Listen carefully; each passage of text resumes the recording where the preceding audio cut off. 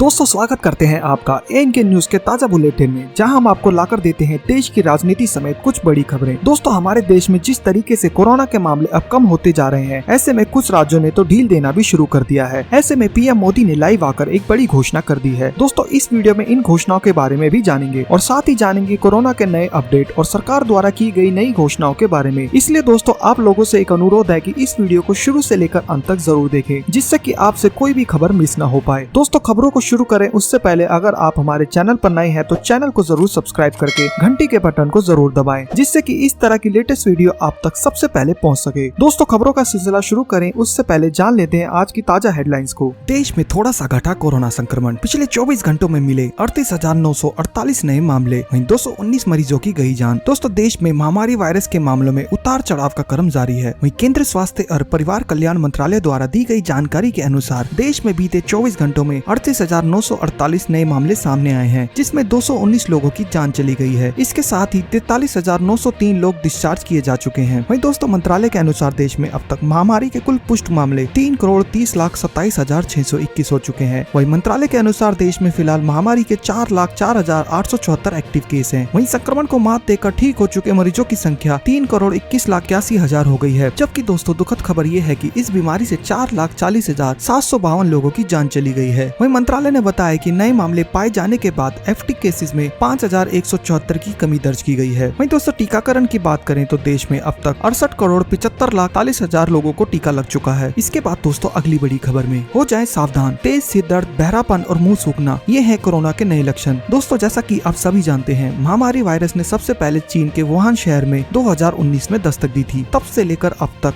करीब 22 महीने बीत चुके हैं और कोरोना का कहर अब तक कम नहीं हुआ है। वहीं चिंता की बात यह है कि ये वायरस न सिर्फ अपना रूप बदल रहा है, बल्कि इसके संक्रमण से होने वाले लक्षण भी तेजी से बदल रहे हैं। वैसे दोस्तों इस बीमारी की चपेट में आने के बाद आमतौर पर लोगों को बुखार, गले में खराश और सांस लेने में तकलीफ होती है, लेकिन अब इस बीमारी से कई नए लक्षण सामने आ गए हैं। वहीं इन दिनों मरीजों को तेज सिर दर्द के अलावा सुनने में भी परेशानी होने लगी है। वहीं दोस्तों अंग्रेजी अखबार टाइम्स ऑफ इंडिया से बातचीत करते हुए कोविड टास्क फोर्स के एक सदस्य डॉक्टर राहुल पंडित ने कोरोना के नए उभरते लक्षणों के बारे में बताया। उन्होंने कहा कि इन दिनों सुनने में कठिनाई, कंजक्टिवाइटिस, काफी ज्यादा कमजोरी, मुंह सूखना और लार कम निकलना, वही लंबे समय तक चलने वाला सिर दर्द और त्वचा पर चकत्ते भी कोरोना के नए लक्षण हो सकते हैं। इसलिए अब हमें ज्यादा सावधानी बरतने की जरूरत है। इसके बाद अगली बड़ी खबर है, हो जाए सावधान, अब वाहन चालकों के लिए बड़ी खबर। इस गलती पर भरना होगा 10,000 रुपए का चालान। दोस्तों लॉकडाउन और कोरोना संक्रमण की आड़ में शराब पीकर सड़कों पर रात में हुड़दंग मचाने वाले लोग अब यातायात पुलिस से नहीं बच पाएंगे। दरअसल यातायात पुलिस ने सड़कों पर बैरिकेड कर फिर वाहनों की चेकिंग शुरू कर दी है। पुलिस अब जगह जगह रैक में चेकिंग करेगी। इसमें वह शराब पीकर वाहन चलाने वालों को डिस्पोजेबल पाइप का प्रयोग कर सांस लगवाएगी, जिससे कोरोना संक्रमण के दिशा निर्देशों का भी पालन होगा और शराब पीकर वाहन चलाने का भी पता चल जाएगा। वहीं दिल्ली में पुलिस ने रविवार रात तक 150 से अधिक चालकों के चालान किए हैं जो शराब पीकर वाहन चलाते पाए गए हैं। वहीं चेकिंग और लापरवाही मिलने पर चालान का सिलसिला आगे भी जारी रहेगा। इसलिए दोस्तों अगर आप भी शराब पीकर गाड़ी चलाने की गलती करते हैं तो सावधान हो जाएं, नहीं तो आपको 10,000 रुपए का जुर्माना लग सकता है। साथ ही आपके वाहन को पुलिस द्वारा जब्त कर लिया जाएगा। इसके बाद अगली बड़ी खबर है, ITR के नए रूल लागू। अब सीनियर सिटीजन को रिटर्न फाइल करने से राहत, बैंक में जमा करना होगा सिर्फ ये फॉर्म। दोस्तों केंद्र सरकार ने 75 साल या उससे ज्यादा उम्र वाले सीनियर सिटीजन को चालू वित्त वर्ष 2021-22 के लिए इनकम टैक्स रिटर्न भरने से छूट दे दी है। वही केंद्रीय प्रत्यक्ष कर बोर्ड ने इनकम टैक्स रिटर्न से छूट पाने के लिए नियम और डिक्लेरेशन फॉर्म भी नोटिफाई कर दिया है। ये फॉर्म सीनियर सिटीजन को बैंकों में जमा करना होगा। दोस्तों वित्त वर्ष 2021-22 के बजट में पेंशन इनकम और उसी बैंक में फिक्स डिपॉजिट पर ब्याज पाने वाले 75 साल या उससे अधिक उम्र के सीनियर सिटीजन को टैक्स रिटर्न दाखिल करने से छूट का प्रावधान पेश किया गया है। इन सीनियर सिटीजन को 1 अप्रैल से शुरू वित्त वर्ष के लिए इनकम टैक्स रिटर्न फाइल करने की जरूरत नहीं होगी। वहीं सीनियर सिटीजन को डिक्लेरेशन फॉर्म अपने बैंक में जमा कराना होगा, जो पेंशन और ब्याज आय में टैक्स काटकर उसके सरकार के पास जमा कराएंगे। वहीं इनकम टैक्स रिटर्न फाइल करने से छूट उन्हीं मामलों में मिलेगी जिनमें ब्याज इनकम उसी बैंक से हुई हो जहां पेंशन जमा होती है। इसके बाद अगली बड़ी खबर है, किसान आंदोलन। राकेश टिकैत के ऐलान से यूपी, दिल्ली और हरियाणा के लाखों लोगों को लगा झटका। दोस्तों तीनों कृषि कानूनों के विरोध में दिल्ली NCR के चारों बॉर्डर पर किसानों का धरना प्रदर्शन जारी है। इस बीच रविवार को उत्तर प्रदेश के मुजफ्फरनगर के GIC मैदान पर आयोजित किसानों की महापंचायत में राकेश टिकैत ने जो ऐलान किया उसके मुताबिक आने वाले समय में भी टीकरी, सिंगू, शाहजहांपुर और गाजीपुर बॉर्डर पर इसी तरह रास्ता रोककर किसान धरना प्रदर्शन करते रहेंगे। वहीं किसान संगठनों और केंद्र सरकार के बीच बने गतिरोध के चलते फिलहाल समस्या का निदान निकलता दिखाई नहीं दे रहा है। ऐसे में राकेश टिकैत के ताजा ऐलान से ये तय हो गया कि आने वाले समय में भी NCR एनसीआर में रहने वाले यूपी, हरियाणा और दिल्ली के लोगों की आने जाने की मुसीबतें बरकरार रहेंगी। वहीं दोस्तों किसान महापंचायत के दौरान भारतीय किसान यूनियन के राष्ट्रीय प्रवक्ता राकेश टिकैत ने कहा है कि हमने शपथ ली है कि मरते दम तक हम धरना स्थल से नहीं हटेंगे, भले ही वहां पर हमारी कब्र ही क्यों न बना दी जाए। वहीं दोस्तों किसान आंदोलन को लेकर किसानों की महापंचायत से पहले करनाल में 144 धारा लागू कर दी गई है। साथ ही पुलिस प्रशासन सतर्क हो गए हैं। दोस्तों करनाल में किसानों की महापंचायत और मिनी सेक्रेटेरिएट का घेराव करने के ऐलान के बाद पुलिस पहले से भी ज्यादा सतर्क हो गई है। वहीं करनाल प्रशासन ने मिनी सेक्रेटेरिएट के घेराव से एक दिन पहले ही जिले में धारा 144 लागू कर दी है और सोमवार से ही लोगों के इकट्ठा होने पर प्रतिबंध लगा दिया गया है। वहीं अधिकारियों ने बताया कि जिला प्रशासन ने दंड प्रक्रिया सहित की धारा 144 के तहत निषेधाज्ञा लागू कर या 5 से उससे अधिक लोगों के एकत्रित होने पर प्रतिबंध लगा दिया है। वहीं दोस्तों बताया जा रहा है किसान मंगलवार सुबह करनाल की नई अनाज मंडी में एकत्रित होंगे और कृषि कानूनों के विरोध कर रहे विभिन्न किसान संगठनों के नेतृत्व कर रहे संयुक्त किसान मोर्चा ने मांगे पूरी नहीं होने पर 7 सितंबर को करनाल में मिनी सेक्रेटेरिएट की घेराबंदी करने की चेतावनी दी है। इसके बाद अगली बड़ी खबर है, अब आदमी और औरत दोनों की आवाज में कर सकेंगे बात। माइक्रोमैक्स लेकर आया जरा हटके ईयरबड्स। दोस्तों made in India company Micromax audio segment में एंट्री ले चुकी है। कंपनी ने बीते 2 महीने पहले ईयरबड्स एयरफंक 1 और एयरफंक 1 प्रो लॉन्च किए थे। दोस्तों इस ईयरबड्स को अब कस्टमर मौका न गवाते हुए खरीद सकते हैं, जिसे सेल के लिए अब कंपनी ने उपलब्ध करा दिया है। दोस्तों एयर 1 फंक और एयर 1 फंक प्रो ईयरबड्स में दमदार यूनिक फीचर्स दिए गए हैं। एयर 1 फंक ईयरबड की खासियत ये है कि इसमें वॉइस चेंजिंग फीचर दिया गया है, जिसकी मदद से आप औरत और आदमी दोनों की आवाज में बात कर सकते हैं। जी हाँ, जैसे ड्रीम गर्ल फिल्म में आयुष्मान खुराना ने अलग अलग आवाज में बातें करके, ठीक इसमें भी आप यूनिक फीचर का इस्तेमाल करके कर सकते हैं। वहीं एयर 1 फंक में खास फीचर के तौर पर बैटरी 72 घंटे के बैकअप के साथ दी गई है। वहीं इसकी कीमत की बात करें तो इसे आप 1299 रुपए में खरीद सकते हैं। साथ ही इसके प्रो वाले वर्जन को आप 2499 रुपए में खरीद सकते हैं। और ये दोनों ईयरबड्स कंपनी की ऑफिशियल वेबसाइट के अलावा ई कॉमर्स साइट फ्लिपकार्ट के सेल पर भी उपलब्ध है।